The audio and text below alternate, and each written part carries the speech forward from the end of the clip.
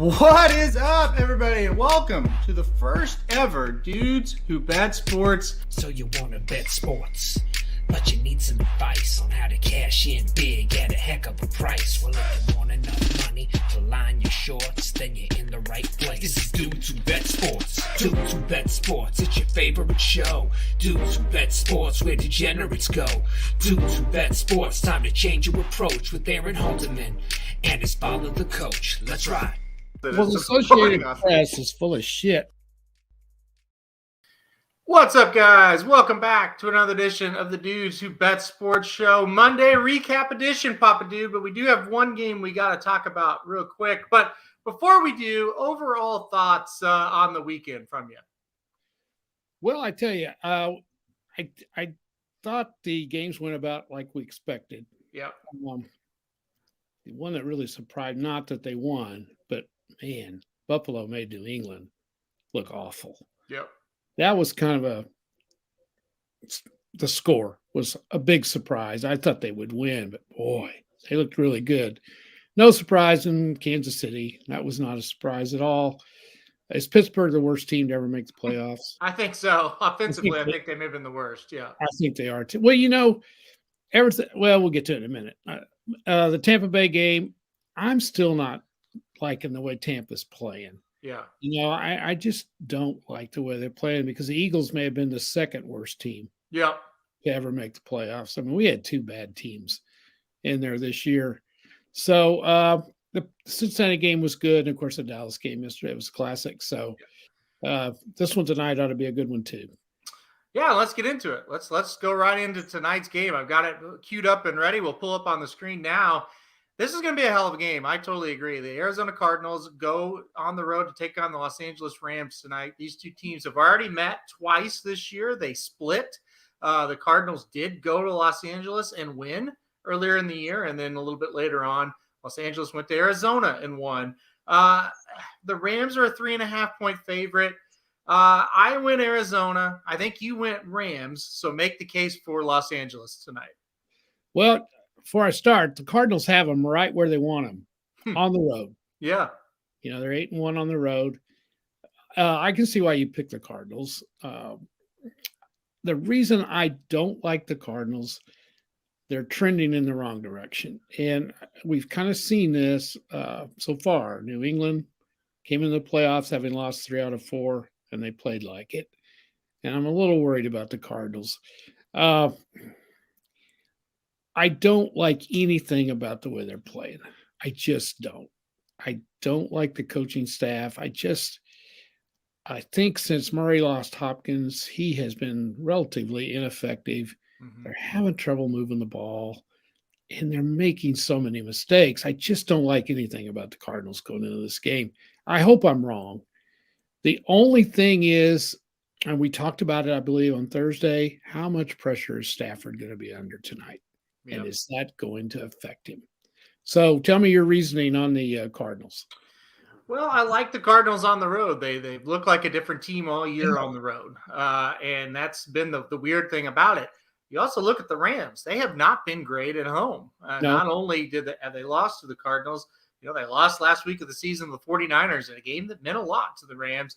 I just think that the Rams are a little shaky as well. You can talk about the Cardinals kind of coming in on a downward spiral, and it's not entirely false, but the Rams really haven't looked good the last half of this season either. You know, I think if this is a game that would have been played in week 9, we would have said, man, the winner of this might go to the Super Bowl. And now it's just kind of like, I don't know. I don't know about either one of these teams. Right. I think it's going to be a close game. I think if I had to bet the money line, I would take the Rams. But give me I had them at +4, but I'll take +3.5 too on the Cardinals. I think this is a field goal game one way or the other. I don't think either team is capable of really blowing each other out. It's a divisional game. Those games are usually close. So that's kind of all the reasons that I went with the Cardinals here. And they're all sound reasons that I've noticed. The experts today, they're kind of split. Yep. More picking the Cardinals, some are picking the Rams. I'm going to throw out another one here. Now, I see the line, the over-under has went down. Yep. It was 50 yesterday. Yep. And these are two teams that have played each other twice already, divisional rivals. Normally, the games are a little lower scoring than what we think they're going to be because they know each other frontwards and backwards. There's no secrets between these two. Yep. So even at 48.5, I like the under on the over-under, and I don't usually pick the over-under, but I kind of like that tonight. I think it's going to be a little bit more low scoring than 48.5. It's interesting. I hope Jared's watching this because a lot of people, we talked about this on Blinkers Off at the end about the football games, and a lot of people were saying this is going to go over. This is going to go over. And they also said it on our show. Jared agrees with you. He said, I think this game goes under tonight. And I really, he was pretty confident in that. So I think that's interesting. He also picked the Rams minus the 3.5. So you and him really think a lot alike in this game. Yeah, I mean, as far as the over under, we talked about this a few times where you see a line, you're like, yeah, we really like it one way or the other. This one's one, no matter what you play over under. I think it's coming down to the last, 5 minutes of the game. I think you're going to have to sweat this one out. That line looks pretty much right to me. So we'll see how that kind of trends. The big key for the Cardinals and for the over, cannot turn the ball over like they've been doing. They've made so many dumb mistakes over the last 3 or 4 weeks, and a lot of them have come with the turnovers, missed field goals. The Cardinals can't do that tonight. They just can't, or they're going to get beat. So I think they're going to have to run the ball, and they've not been able to do that either. I think that's a big key. There's too much pressure being put on Murray, and he's lost his number one weapon. And, that Hopkins is a hell of a player. To not have him out there. I'm going to date myself here a little bit, but I remember when the Cowboys were rolling back when Aikman and Irwin and can't think of their running back's name, Smith. Smith, yep. They always said the one player they could not lose was Michael Irwin. All of them said that. Yep. He was the key to the team. And when if he was ever hurt, they were in trouble. I think Hopkins is kind of that guy for the Cardinals too. So I don't know if Murray can beat him by himself. I just don't know. It's interesting that comment was made and you brought that up because, I was watching Kansas City and Denver a couple of weeks ago, and Tyreek got hurt in that game. And all of a sudden, Kansas City was having trouble making big plays. I think in the NFL, more than any other, level of football, high school, college, whatever, in the NFL, that elite receiver that can stretch that field is so important. You saw it last night. When they get Tyreek going, the Chiefs are really, really tough. We'll get to the Chiefs in a minute, though. But yeah, we're on opposite ends here. I think it's going to be a really good competitive game tonight. And we're excited that it's on Monday night now that it's here. Before we're like, oh, why are they doing that? But now it's Monday night. We're excited about it. Jared is watching. He says it's scary that you guys are aligned here. So, well, I think we are. I'll tell you, I'm going to make another bold prediction. Okay. I think the winner of this game is going to go to Green Bay and win next week. Well, no, they go to Tampa. They're going to Tampa. They do? Yeah. No, yes. They're going to Tampa. Oh, they're 4. That's right. Yes, the 49ers are going to Green Bay. Okay, different story. I'm not going to make that prediction. Michael Myers says he needs Buffalo to win next week. I have plus 650. Josh Allen to throw most yards in the playoffs. I think you'll hit that bet if they win.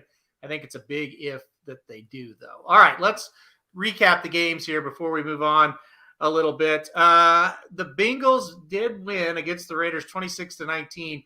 This game went almost exactly like we said it was going to go, and I bet the Raiders plus the 5.5. It just, I feel like, was very unlucky because the Raiders were kind of scrappy and were able to hang in there. The Cincinnati Bengals were kind of afraid to win the game. I felt like they just kind of let them hang in.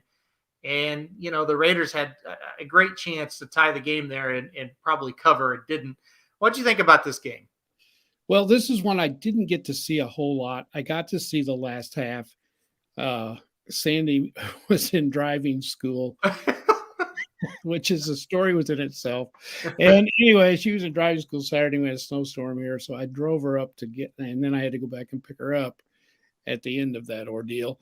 Yeah. And anyway, so I didn't get to see a whole lot of this. The part I did see, I thought it was a tremendous game. Yep. And I thought the Raiders gave a very, very good effort in this game. And before we came on the air, you told me the Raiders fired their general manager, Yeah. which I don't know why they would be firing anybody. Oh.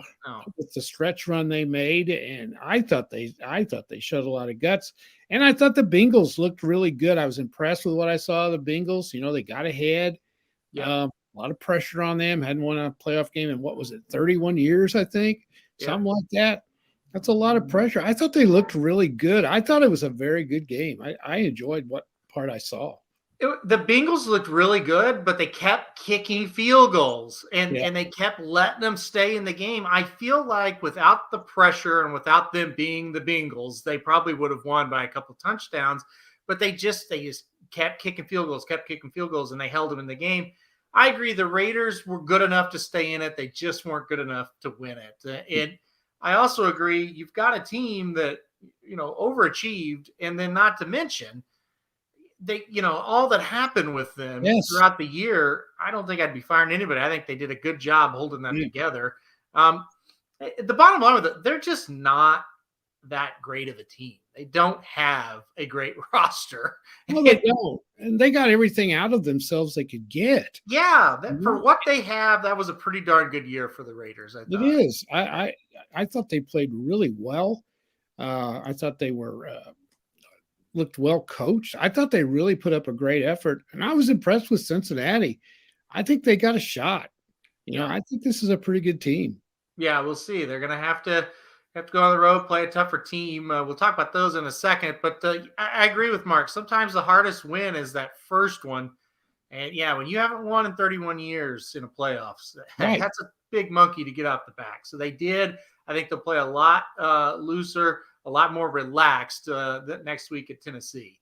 All right, let's move on. We don't have to talk about this one much. This was just a blowout from the very start. It was freezing cold. It was so fun to be watching this game indoors. It was freezing cold, and usually that means it's going to be a low-scoring game. The Bills laughed. 47-17, total domination. I mean, I turned this thing off at half. It was that bad. Oh, I did too. Sandy and I'd gotten home and got the popcorn out, the blankets, and we're ready to watch this. And at halftime, I said, God, let's find something else. This is horrible. Yeah. And it really was a total domination. The Bills looked really, really good. But again, not a big surprise to me. The Patriots stumbled into the playoffs. You don't want to stumble in like they did.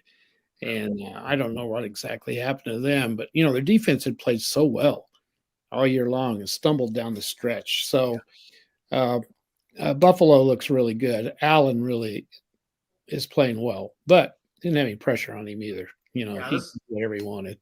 This was the start of four. I text Jared. I said, these are the four easiest playoff football cashes ever. Yes.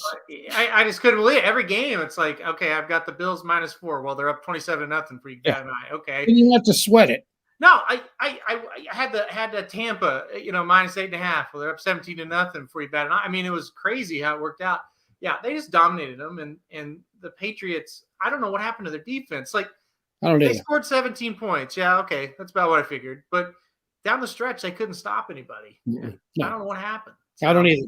It's a mystery. Yeah, it definitely is a mystery.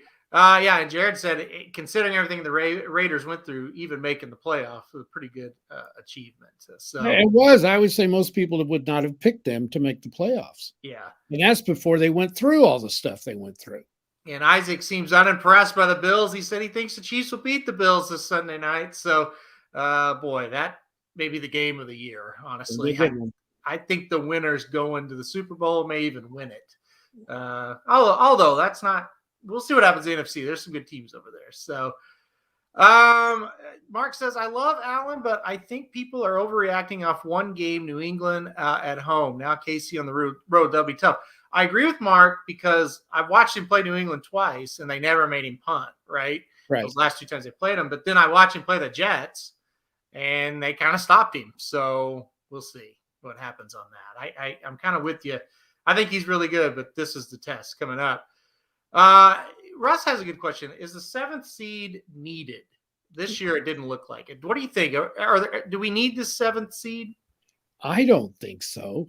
I don't think it provided us good football. Do you? No. Mm-mm. And these teams were bad. Let's face it, guys. If you're making the playoffs and you're 9-8, Yeah.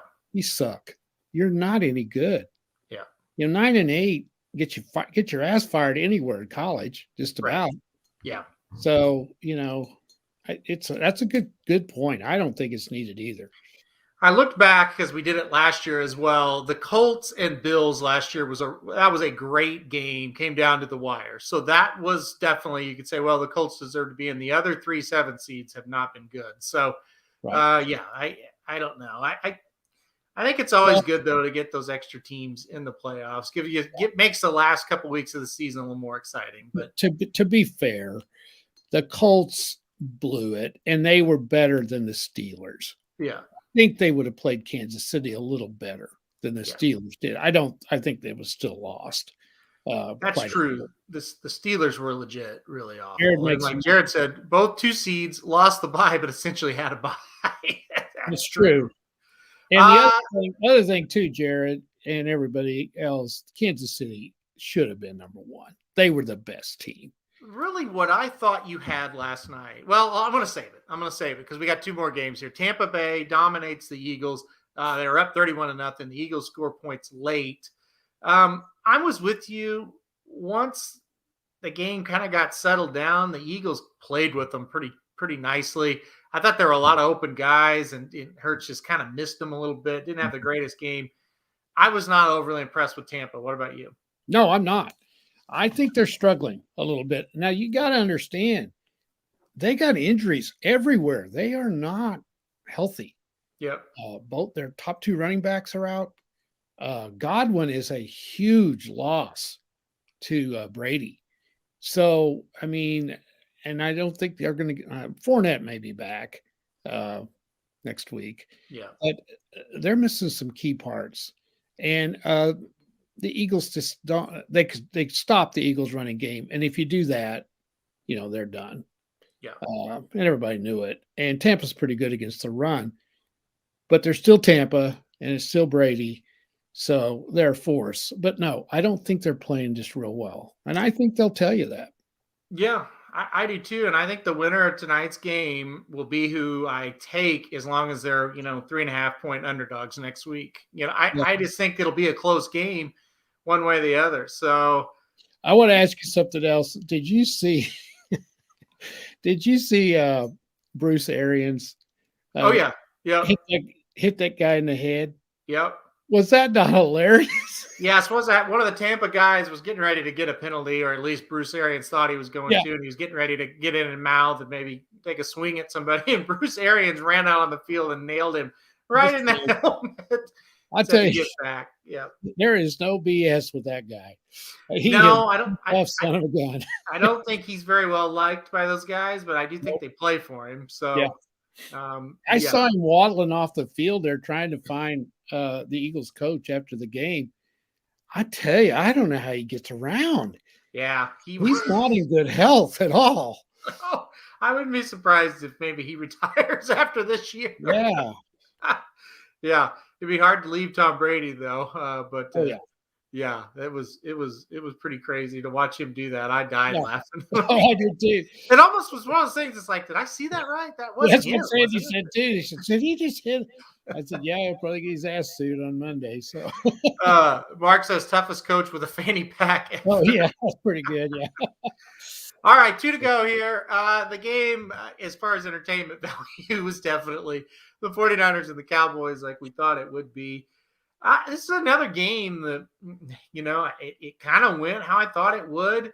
I thought the Niners would just be tough and play them tough. I didn't know if they could beat them, but I thought, they'd be good enough to hang in the game, and they got them way behind, and they tried to give it to them. The Niners did everything they could, and the Cowboys simply would not take it.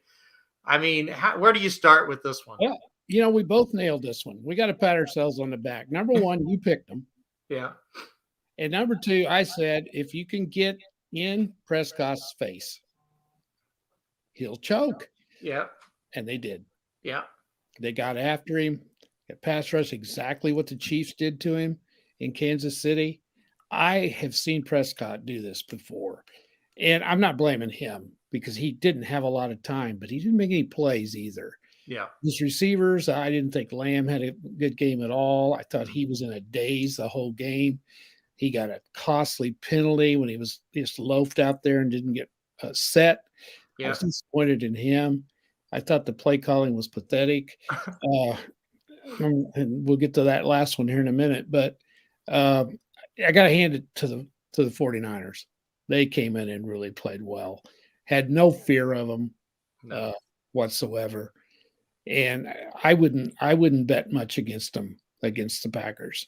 If you guys can't tell, I'm not high on the Packers. Yeah. So I haven't been all year. I just don't think the Packers have. I just don't think they're that good. But anyway, they'll probably beat the Niners because I don't think the Niners have a Super Bowl quarterback. Yep. Even though I'm not on him as much as others. I just don't know that if he's good enough with the team he has. But they are tough, and they're physical, and they'll get after you, and they're not going to be afraid of them. I'll guarantee you that. The thing about the 49ers, if Garoppolo will go up there and not make the big mistake, they'll hang with him. That's been his problem this year. He's made too many mistakes. He's a game manager, period. And if he can go out there and not make mistakes and not hurt them, he's all right. They can win with him. That's how the team is built. So it's just like this game. They were running away with this thing, and he threw that interception when it was 23-10, and it was just, what are you doing? It's so bad. Final play of the game, 14 seconds left, no timeouts. Dallas runs a quarterback draw, and the time runs out. Were you just shocked when that happened? Like, what were they thinking? And all they want to do is blame the referees. Yeah, it's on here. Crazy. Yeah. It's the stupidest. First of all, you have 14 penalties in the game. 14. Yep. And most of them are before the damn ball's ever snapped. Yeah. So you can't get lined up. You don't know what the hell you're doing half the time. You can't drive the ball down the field. You can't do anything. Yeah. And it's all on Dallas. It is not the officials. You can blame them all you want. Yeah. What difference would it have made anyway? He still was going to. Here's the thing that I don't get. I don't understand. We were texting. I don't think it made any difference to get 15 yards. I really don't. Because still you were going to throw it in the end zone. Yeah. Why don't you just throw 2 Hail Marys from the 40? I think you had a better chance than throwing 1 from the 25. I just don't get it. I don't understand the call. I think what the thought process was, they were trying to get close enough where they could run like a regular play where it wouldn't really be a true Hail Mary. Maybe they could just run a slant, and over the middle, or this or that, not just throw it deep and hope and pray. I think that's what they were thinking. The problem is with 14 seconds, you can't do that running the ball. Why not try to throw it and get 5-10 yards and then do it again? You had time. Absolutely. That way. The draw. Just throw it and hope they get out of bounds. Yeah. It's too risky to do that. That's what it's all about. It's too risky. If you had 30 seconds, that's a great play call. But when you have 14 seconds, things like the ref maybe fumbling the ball around for a second or two, or maybe the center tries to give the ball to the ref and they drop it. Yeah. It brings a ton of things into the equation that are out of your control. Yeah. Where if you just run an out for 8 yards, well, you either complete it or you don't. It just doesn't make any sense. Well, I don't hate that they tried to get a little closer. The play call is just stupid. The bottom line is, Dallas Cowboys fans, and I kind of like Dallas. Mm-hmm. They didn't deserve to win the game. Well, no. Okay. And if you want to talk about the refs, they took away San Francisco's first down. They called it a first down on the field, and there's no way you could overturn that, and they did. Give me a break. It kind of a phantom penalty. Let me ask you another question. How many times are we going to see these guys try to draw the other team off sides? Oh, it's so and then waste a timeout? Yeah. I tell you, this to me, because I'm doing this now, I've watched the NFL more than I have in the last 10 years put together. Yeah. It's the worst coaching I have ever seen. I agree. These guys are awful. They're awful. I was so proud to see somebody actually punt the damn football when you should. Yeah, no. And kick field goals when you're supposed to Kick kick the field damn goals. ball when you're supposed to kick a field goal. These guys are insane, and they're doing the dumbest stuff. And a case in point, and it didn't hurting, but it was 23-16 in the Cincinnati game, Mm-hmm. and they were on what, about the 9, I think it was the 9-yard line. It was 4th down and 1, and so you kick a field goal. You got to kick a field goal to make it 26-16. Yeah. Well, their little superstar coach, he's not a little worm that thinks he's God, skipped to the world full of analytics. Yeah. He lines up and like they're going to go for it. And would it have surprised you if they didn't? If they did, it wouldn't have surprised me. No. Well, he tries to draw them off sides. Well, they don't fall for it, and he wastes a timeout. Mm-hmm. What if he had needed that timeout? Yeah. Something that happened, and he had to have that timeout. It's stupid. If you're going to kick the field goal, kick it. Yeah, exactly. It's insane. I know. And when he lined up, I thought, oh my God, what is he doing? Do not go for this. So I've seen him do it though. No, I know, but I thought, oh God, he's gonna go for it. Oh yeah. Now the coaching is beyond atrocious. That's awful in this league.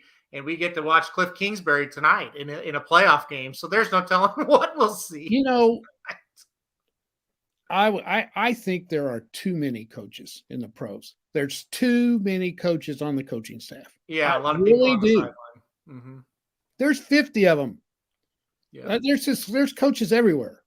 Well, and if you want to get in on the Dallas side of thing, and as Mark said, I mean, they had, and you said it, 14 penalties. I mean, there's no better example of a terrible coach team than that. 14. Yeah. You're at home. Pre-snap penalties at home. Yeah. I mean, that's just bad. The bottom line is they choked. It's that simple, and they want to blame an official, and that is bullshit.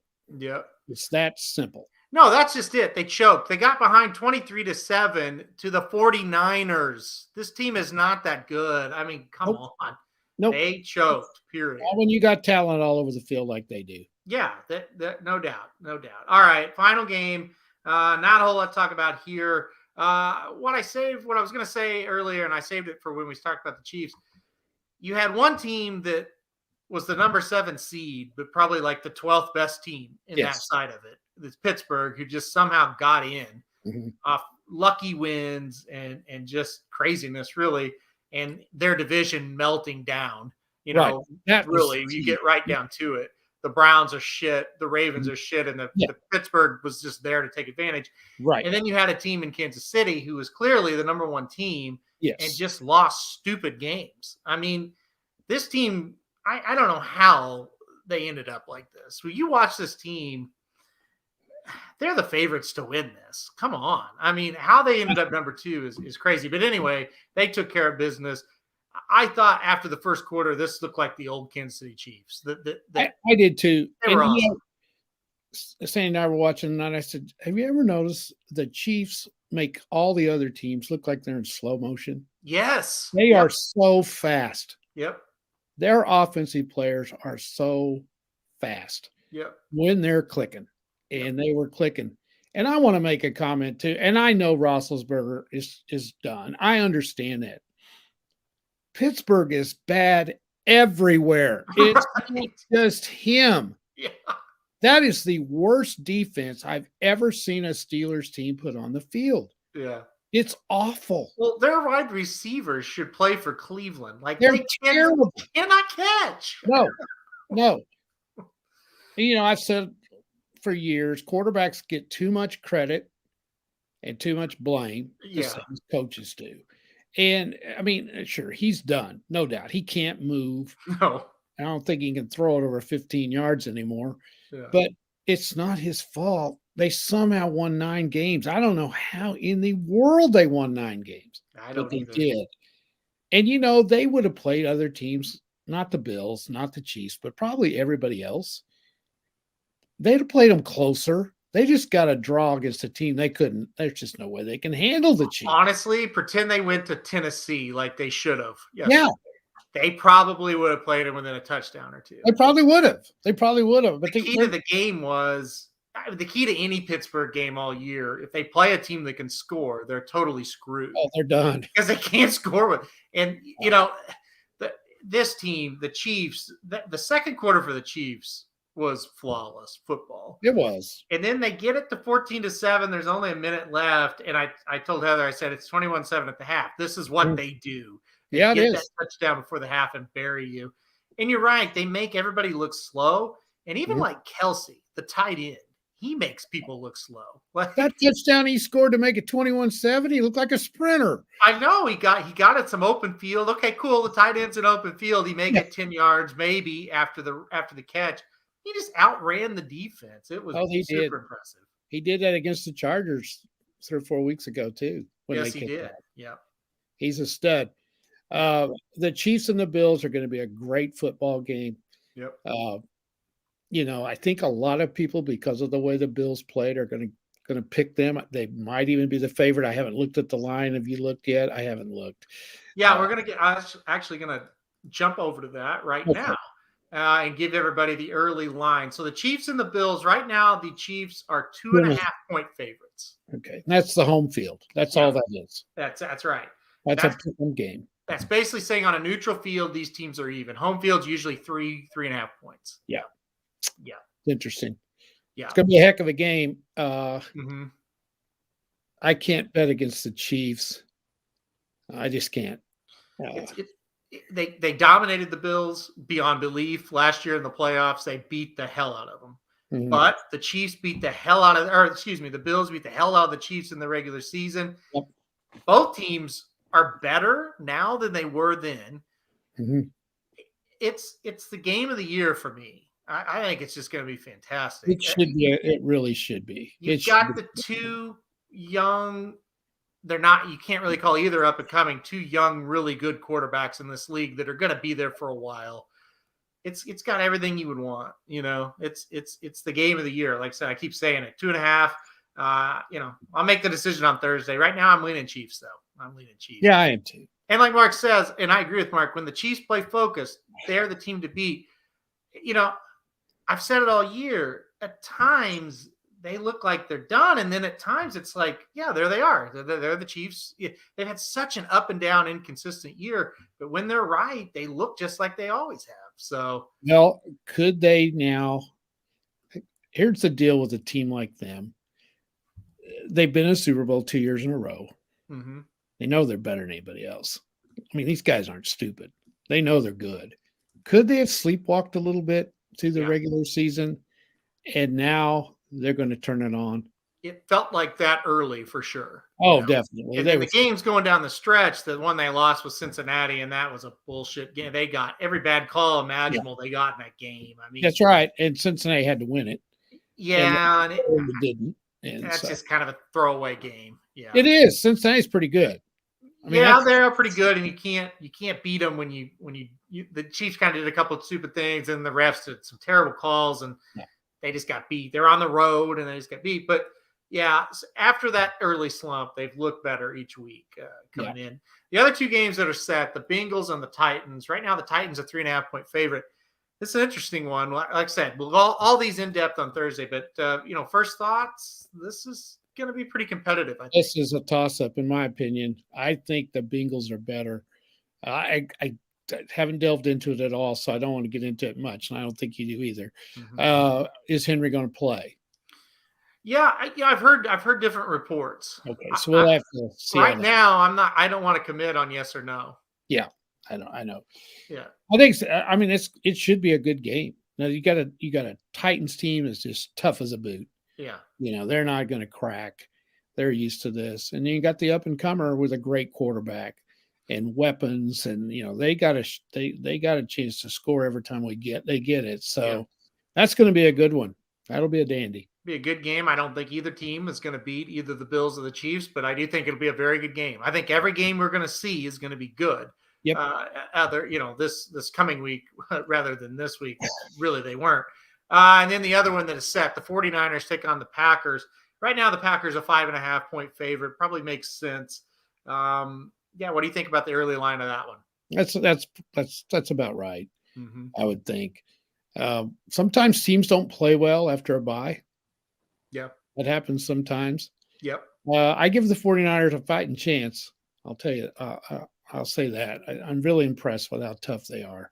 Yep. They've won 2 straight, and on the road against really good teams. So you got to give them a shot. Yeah, we'll see how these lines kind of move too. It's kind of good to get here's the baseline, here's what they were Monday, and then we come back on the Thursday show. What did they move? Did they not? Blah blah blah. I'm with you. I think there could be a battle there. It's going to be hard for me to go against Green Bay. We'll kind of see where that line goes when we have to make the pick, and then finally the winner of the night will play Tampa. I'm going to guess Tampa minus 3.5 based on what I'm seeing with these other games. Yeah, I would say anywhere between 3.5 and 5, probably. Yeah. I think they definitely will be in there. I don't think they'll be favored any more than that. And they're going to have trouble with either one of those teams. That's for sure. Yeah, no question about it. All right, let's kind of wrap up with a couple comments. Mark says, Tennessee, the least intimidating 1 seed I've ever recalled. I agree. Tannehill can't win with his arm. Scrappy team, but that is vulnerable.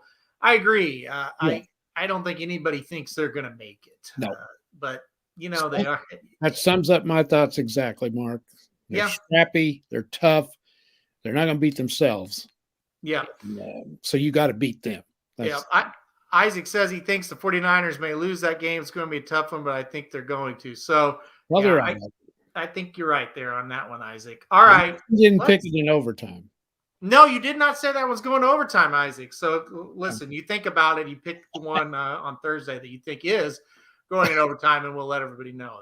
That's your specialty. All right, let's move on to a little bit. We'll wrap this up a little bit early. We got Blues hockey coming up in 23 minutes, and of course the football game as well. So dual screens for me tonight. By the way, Blues hockey, Chris Pronger's jersey up in the rafters now tonight in St. Louis. What do you think about that? You don't want to know. I know you're not a big Chris Pronger fan. Well, you know what? We'll circle back to it at the end. How about so? All right, if you go to the website right now, you can go get the NBA and NCAA best bets. I want to show this article off to people. So here are the 2 that Papa Dude feels strongly about. He's got write-ups and what he's got picked. And then he'll pick the rest of the games for you with score predictions. If you want to play those, he's got them picked, and he'll give you the opinions, but he'll single out the ones that he feels best about, and he did the same thing for the college basketball. So just wanted to make sure. And look at that. Princeton comes through today. Princeton -4 was a winner. Yeah. I went with the brains. Princeton people are supposed to be pretty smart, and they're pretty darn good in basketball too. That runs their record to 14-3.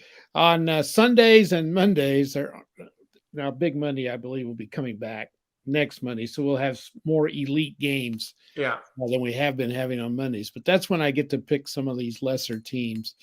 And it's pretty cool. Yeah, and then also, of course, Arizona and Los Angeles. That preview is up, and as we just said, we're against each other in this game. So we'll see who is right tonight. Also, NHL. You want free picks for the NHL every day, every game. There they are. New week 0-0. Went 21-20 last week. 194, 161 overall. So those are doing decent. That's the racing side. And Papa Dude's got his NCAA top 25 out. I said, hey, we'll let you talk about it for a minute. I don't care about it, but I'll let you talk about it. Kind of update us on the top 25 here. Well, I've the last few years I've been coaching. So I've been out at night so much that I haven't got to watch college basketball like I used to. Mm-hmm. And now since I'm retired and I'm doing this, making these picks, I've been watching it again. And I'm telling you, I'm enjoying the hell out of it. My wife doesn't like it, but I am really, because there's basketball on all the time. Yeah. And but I have watched some great games. Today was a tremendous game. Purdue and Illinois. It was number 4 against number 19. That's my top 25. And it went in a double overtime. Yeah. 2 great teams, and Purdue finally won 96-88, and I got that one right. So I'm on a roll in college right now. Struggling a little bit in the NBA, but getting a little better. But college, I'm hitting them, so I'm feeling great about it. But it's rounding into shape now. College football's over with, and everybody's starting to turn their attention to basketball. But the top 5 winners of the week that I picked down there, roll that out. Okay, there we go. I can see it. There you go. Oregon, the Ducks went into UCLA and USC. What the Pac-12 does, if you go on the road, you're on the road for 2 games, and you go like when Oregon goes down to play UCLA, they're going to play USC 2 days later. Yeah. And when USC and UCLA plays Oregon, they'll go up and play Oregon and Oregon State back to back. Well, it just so happened that UCLA was number 3 and USC was number 5. So you had 2 top 5 teams on their home floor, and Oregon beat both of them. Beat them on beat USC on Friday, I think it was Friday, and UCLA. No, it was Thursday, Sunday. Sunday. Yeah. No, it was Thursday, Saturday. Yeah. Yeah. That is a tremendous accomplishment. And the Ducks have been struggling a little bit, but suddenly now they have become a force in the Pac-12. We got Gonzaga rolling along again. Every year they get there, they just can't win the big one. They can't get that big one. They're scoring in the hundreds almost every night. One of the best teams I've seen is Auburn in the SEC. And by the way, the SEC is really good in basketball too. They won at Alabama, which is a huge rivalry in basketball too. And then they won at Mississippi, 2 games on the road. And I think they're up to number 2 now in the country. Another team in the Big Ten. Big Ten's loaded. Wisconsin is on a roll. They won 4 in a row, so they're winners. And then Villanova's starting to come on just like they always do. The losers of the week, what in the hell has happened to Baylor? They were 15-0, had 2 games at home this week. Now, the Big 12 is loaded. There's not a night off in the Big 12. And lose to Texas Tech on Tuesday night. That's not a bad loss. They're in the top 25. But they got beat by Oklahoma State, which is arguably the worst team in the Big 12. And that doesn't mean they're bad. Yeah. It just means they can't beat hardly anybody in the Big 12. And they lost at home. So, that's the big loser of the week. Yeah. USC is second. We already talked. They lost twice. They lost at Stanford earlier in the week. Then they beat a terrible Oregon State team, and then they lost to Oregon, so they're losers.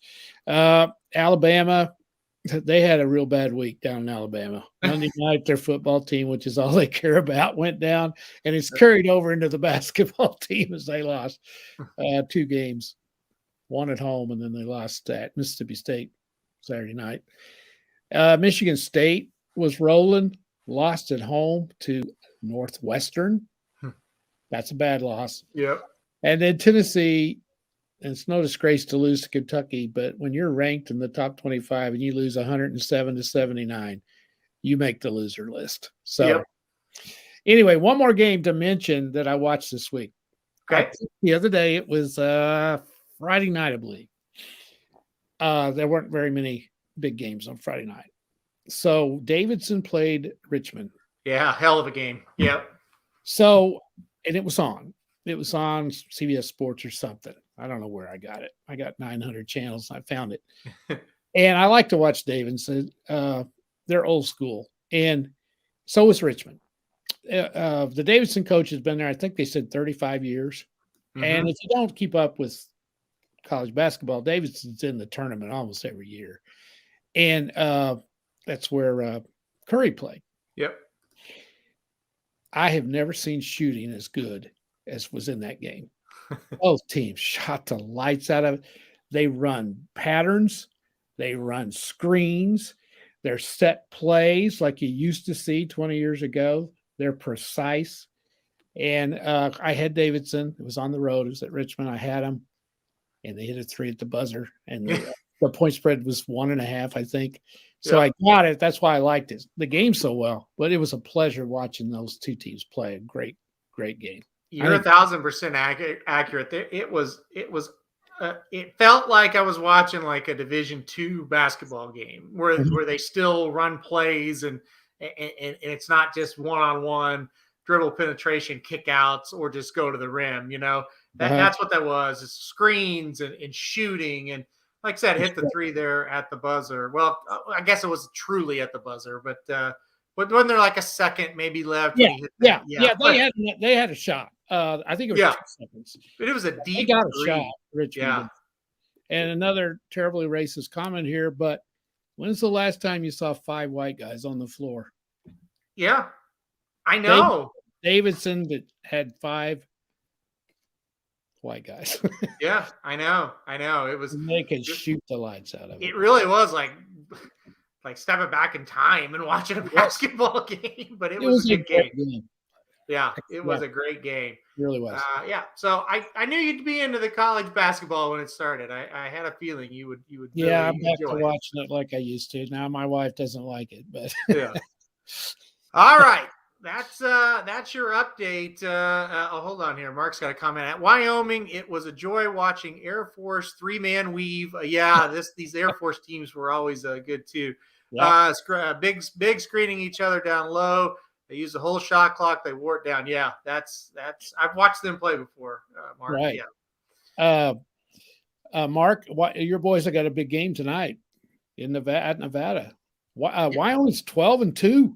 Yeah, Wyoming. I saw that has a really good record. So we'll see if they keep it up. All right, we're gonna cut a little short here because we've covered about everything we're gonna cover and we got games coming on here real quick. But before I get going, I want to inform everybody, and I'm sure if you're watching this or listening, you kind of know about it. But we've really ramped up our YouTube content on the racing side of things. I've got it up on the screen now if you're watching live. We are doing a ton of videos.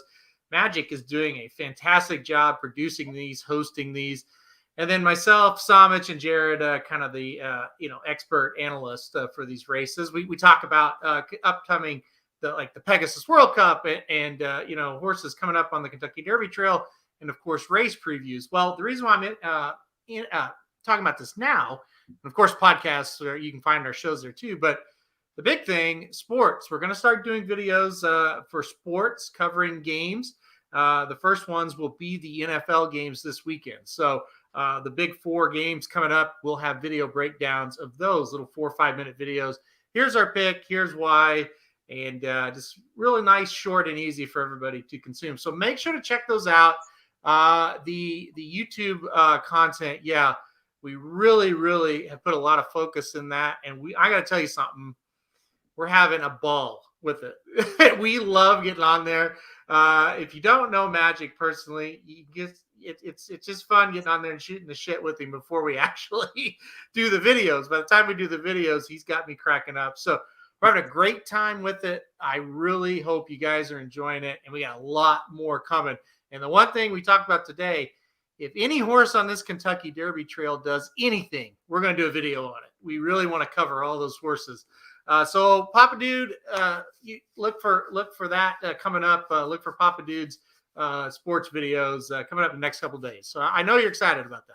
I am. I'm looking forward to it. And the problem is I'm red hot right now, and I'm afraid when we start doing these, my streak's going to end. But in basketball, my best bets in college, I got that one today. So I'm 17-6 right now, and I consider that pretty good. Yeah, that's very good. That's very good. Yeah. And a lot of people saying they are checking it out. Russ noticed it. Mark rewatches the shows. And yeah, if you miss a show or you want to rewatch a show, it's always on YouTube, afterwards. You don't have to watch it live. Although we love you guys to watch them live.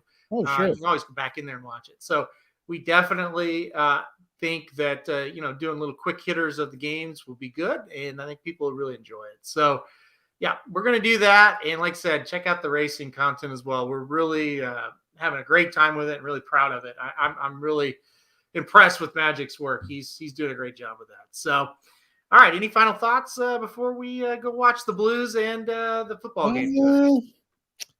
I was going to say something, and I started to write it down so I wouldn't forget it, but I have forgot it. I'll end with this. Isaac asked, do we sell merch? We used to, Isaac, and we took it down. If you want some shirts, buddy, let me know, or let Papa Dude know your size, and I will get you some Racing Dudes shirts. You don't have to buy it. We'll give that to you. So let Papa Dude know, and we can. He's probably a medium. Okay, we've got shirts, we've got hats, whatever you want. I'll get you a few of them, Isaac, and maybe we can get those to you. Yeah, so, just let me know.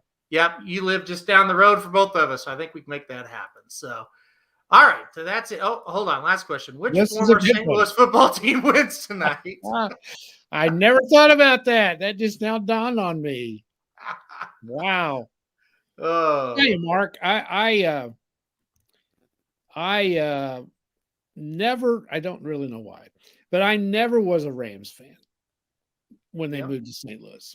I was a huge St. Louis football Cardinals fan, huge. And they never were very good, but I was a huge fan when they were up there. When they moved to Arizona, I didn't care anymore. But the Rams, I never liked the Rams when they were in Los Angeles.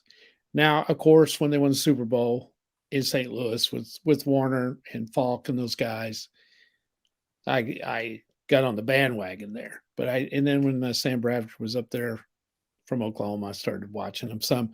Just never got into them much. Did you, Aaron? No, I really didn't. I watched them every week.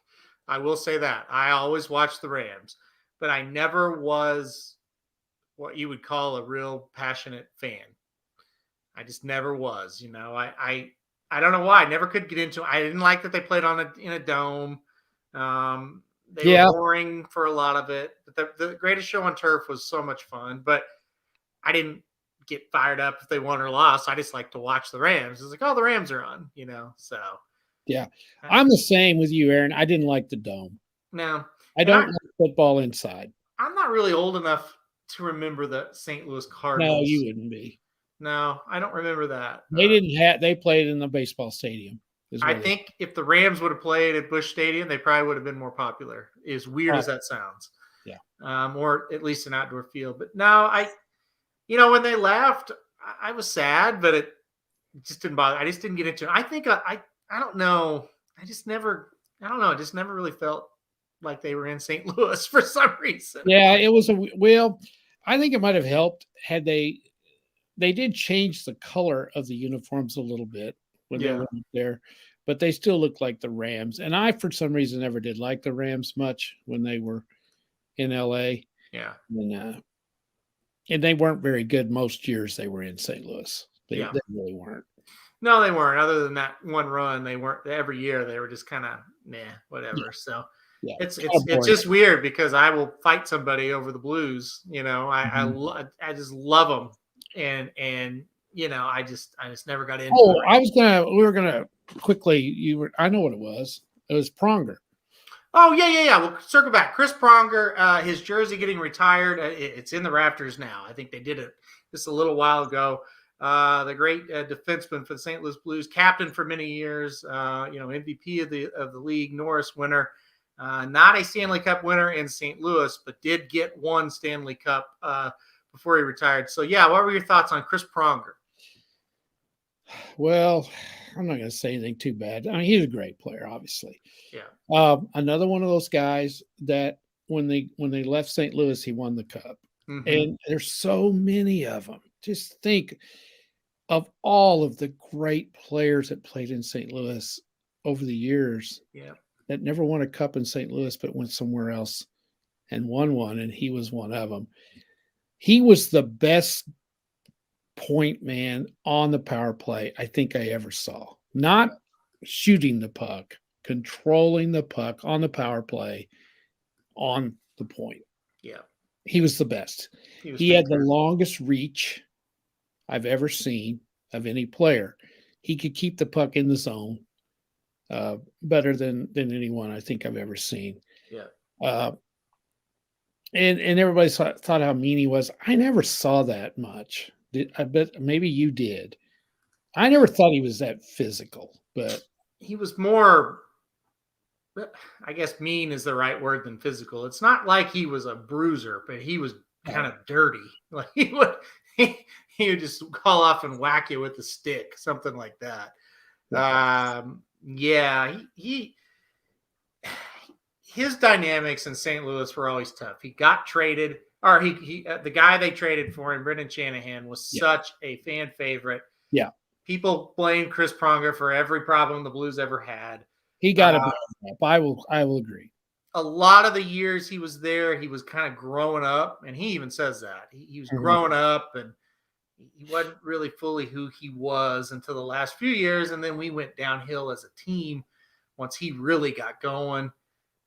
He's a great player. I mean, yeah, the guy's in the Hall of Fame. Yeah, I mean, he's won a Stanley Cup. I mean, he almost won 2 because he almost won one in Edmonton also. Yeah, should have. And when him and, as Mark said, when him and McInnes was on the back line, that power play was lethal, and they were fun to watch. But if Mark's at all a longtime Blues fan, sounds like he is, just think of the great players we've had in St. Louis that couldn't win a cup, and probably maybe the least talented team we had won the cup. It's not that they have superstars. I wouldn't call them the least talented. No, but I mean, they don't have any Hall of Famers on that team, probably. I mean, they got maybe a couple, maybe the fringe guys, but they just depends on how long they play. You take a guy like O'Reilly, if he plays another 8-9 years, he's maybe a Hall of Famer. Tarasenko, maybe, but he's going to have to stay healthy. Yeah, there's nobody else. No, there's not. Petrangelo could be a Hall of Fame. He's not there anymore, but that's true. He probably will make it. Yes, Petrangelo is the closest thing to Pronger they had. After I forgot about him. Yeah. But they've had Hull, they had Shanahan, they had Adam Oates, they had McInnes. All of these guys are Hall of Famers. Yeah, Gilmore. I don't think you remember him. Wayne Gretzky was there. Wayne Gretzky. Only the Blues could screw up and not keep him there. Yeah. He wanted to play in St. Louis. What a bunch of fools to lose him. Well, even like recent guy, TJ Oshie's a guy that went won a cup, Yeah. Yeah. Oh, there's so many. Oh, God. That's what made that. Only a real true Blues fan can understand what that meant to actually win one. Those of us that have been through it. It's one thing if you're bad and you've never won it, but to have these type of guys and these type of players and the chances and the whole playoff streak and never really even sniffing it. Yeah. It really wore on you. And so that's why like that. And listen, I'm a huge OU fan, huge fan of other things. Nothing will ever top the 2009. I don't think it will be either. No. And I know you wanted to get off here, but I heard Joe Buck make a comment after the Stanley Cup. Now, Joe Buck has been in St. Louis his entire life. Yeah, he's been through several. Well, he Super Bowl with the Rams and several Cardinal World Series. Yeah. And he said on an interview, he said the greatest sporting spectacle ever in the city of St. Louis was the Blues winning the Stanley Cup. Yeah. And when he said, now he's a big hockey fan. I've seen him at the games. They show him at the games a lot. When he said that meant a lot. Yeah. When they won, I just broke down. It was an incredible thing. I couldn't believe it looked like they were going to blow it again. Well, yeah, and you never, even when they made the run and as great as they were playing, I was like, they'll lose. Like, I went up to Game 6 in the Western Finals, and they had everything going their way. And my buddy and I, who's another just diehard Blues fan, we're kind of like, they'll get beat. We're not gonna celebrate. And then remember, I told you not to go because you're gonna jinx them. Yeah, and it's like it was over, and people are running in the streets and honking, and we were like, I can't believe this is happening. Like, they never win a game when we come watch them, and they just won they're going to the finals. It was an incredible run. It's the hardest thing to do in sports. Yeah, to win that. And I had people where I worked at school that never watched a hockey game before. They got into that. Yeah, especially my boss. Phil Lewis got into that, kept telling me, my God, these guys are tough. He never had sit and watch a hockey game. And it was really good. And Yeah. I'll never forget one more quick thing. They brought the Stanley Cup to Joplin. Yeah, it was unbelievable. Now, you got to understand, folks, Joplin, Missouri, there probably isn't 15 people in Joplin, Missouri that watch the hockey. It's about as far away from hockey as you're going to get. And they brought the cup over there, and so the fans could go see the cup. Well, it was a given. Aaron and I were going from hell or high water. We were going to be there. And we didn't really think there'd be that many, did we? Yeah, no. Mm-mm. And there was tons of people there to see the cup. And that's another thing that's so great about hockey. They let each one of us, and there was hundreds of people there. Oh, yeah. Have our time with the cup. Yeah. We've got pictures. I got pictures here in the house, some of my prized possessions. Yeah. What do we have? Like 4 or 5 minutes up there with the cup? They let you touch it and mess around with it, take all the pictures you wanted. They had people taking the pictures for you, so everybody that in your group could be in it. They let each individual take a picture with it. Yeah. That's hockey. It was just that the Stanley Cup in itself is a special thing. It was. Like, growing up a hockey fan, the Blues obviously was the dream, but like just seeing the Stanley Cup was like, awesome. Oh my God, there it is. I'll never forget, they pulled it out of the van and I'm like, oh my, there it is. It was incredible. And they just pulled right up there where we were standing. And I know most of you are saying, what is wrong with these dumbasses? Well, anyway, this is awesome stuff. It was in the trunk of a car. Yeah, they just pulled it out. And these guys got out. Yeah. And it carried it in and they put it on this pedestal type thing. And then we just walked by and if you'll remember, Aaron, Andy Hogan-Miller, guy coach had a little baby. Mason was what? Let's see. He was probably 9 months old. Yep. And he put him inside that cup. And that's a picture of a lifetime. Yeah.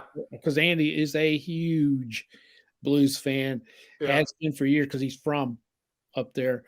And he was on the news. He was on the Joplin TV news. They had a picture of him and that baby. Wasn't he in I think he was on the Joplin Globe website too. There was, it was. Yeah, a picture of that baby at the. He just fit right in that.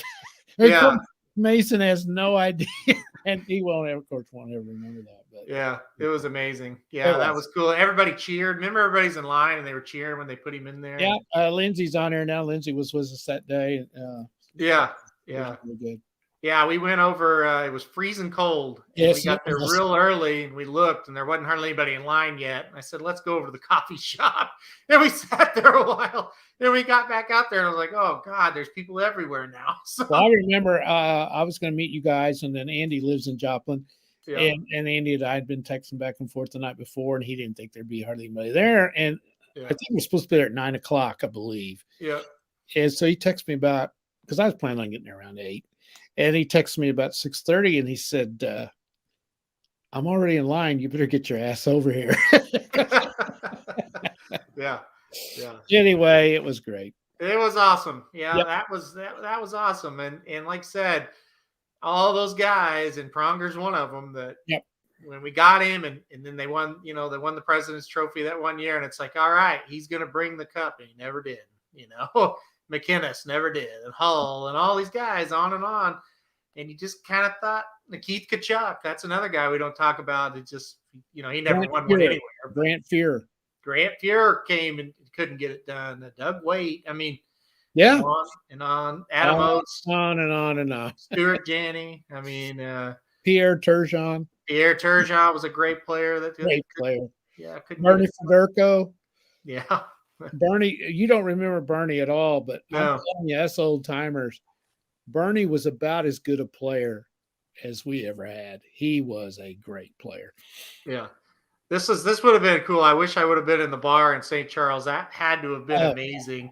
The Boston fans were really gracious. A quick story is we went over time like I knew we would, but quick story. Andy came up with a real good idea for this last segment. Call it Just One More Thing. Yeah, just one more. I like that. Yeah. Talk about Boston fans. I went the next year.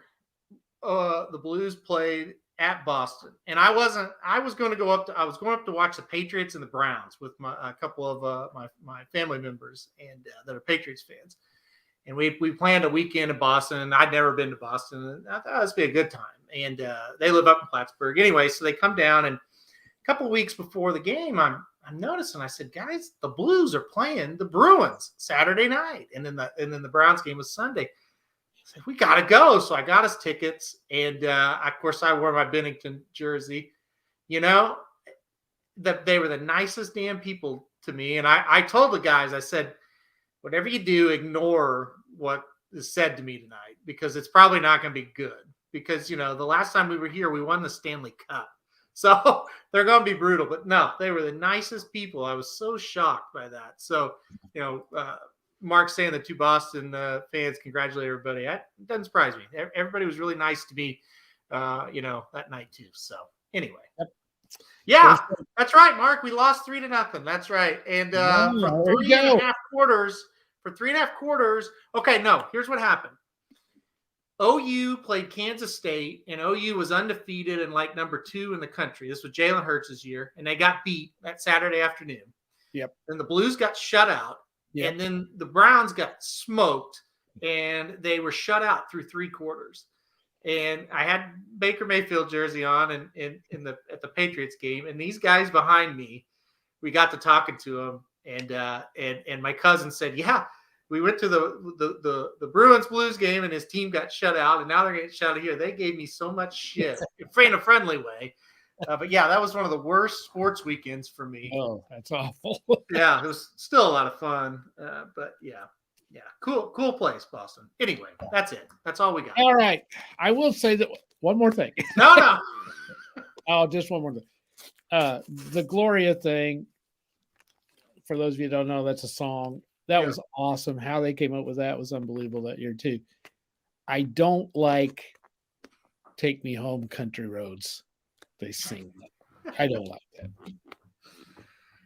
I've seen him lose too many times after they start singing that song.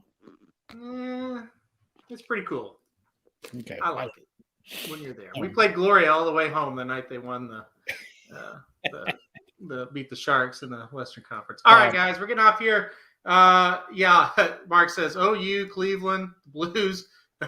You were probably confused with the Boston crowd. Yeah, I was. Lindsay says, neither does your brother. He does not like country. Great minds think alike. Mark says, thank you, Papa Dude. I love that song, but hate the tradition of country roads. What's the matter with you guys? Mark, we're going to have to meet someday, buddy. Isaac says, what, Aaron and I'll come to a hockey game, maybe. Isaac says, don't forget about the merch. Isaac, I won't, Isaac. I promise. Isaac, send me a message with your address, and I'll get it to you. Yeah, Sandy likes it. Yeah, you know, Mark, I thought about this. I'm going to a game with this girl right here, and Heather's going, and I think Maddie and the whole bunch are going. I think in April. I can't remember the date. We may have to come meet you in St. Charles, Mark, for a beer the night before or something. That sounds like a good time. All right, guys. We're going to get off here. Thank you, everybody, for joining us. Another good crowd tonight. This show continues to kind of grow in our own little niche on a horse racing side doing sports, and we wouldn't have it any other way. So, yeah, Mark says deal, and Magic says beer. Magic. Well, Magic, you woke up.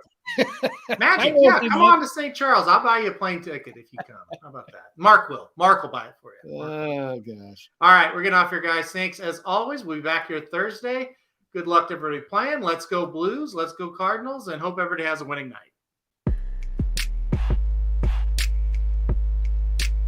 What is up, everybody, and welcome to the first ever Dudes Who Bet Sports. So you want to bet sports, but you need some advice on how to cash in big at a heck of a price. Well, if you want enough money to line your shorts, then you're in the right place. This is Dudes Who Bet Sports. Dudes Who Bet Sports, it's your favorite show.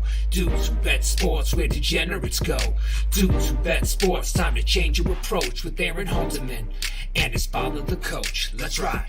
Well, the Associated Press is full of shit.